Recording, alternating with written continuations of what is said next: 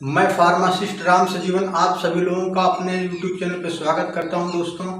दोस्तों मैं आज बात करने वाला हूं जीडेक्स सिरप पे। जीडेक्स सिरप के क्या यूज है और इसके क्या काम है।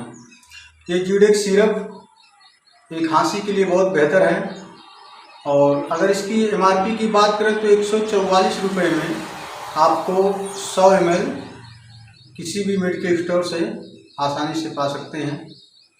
और अगर इसके वर्क की बात करें तो ये खांसी के लिए, जिनको सूखी खांसी हो या गले पे एलर्जी हो या जुकाम हो, सर्दी हो, ये सब तरह की खांसी में काम करता है। अगर किसी को बार बार खांसी आ रहा हो, एलर्जी आ रहा हो, खांसी ना ठीक हो रहा हो, तो उसके लिए बहुत बेहतर है। और इसका डोज आप 10 ml सुबह शाम ले सकते हैं। लेकिन दोस्तों, जब भी आप इस सिरप का यूज करें तो आप अपने डॉक्टर के परामर्श अनुसार ही करें।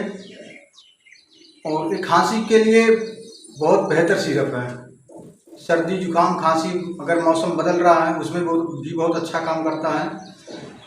और आप जब भी सिरप का यूज करें तो पहले आप किसी चिकित्सक परामर्श से ही लें।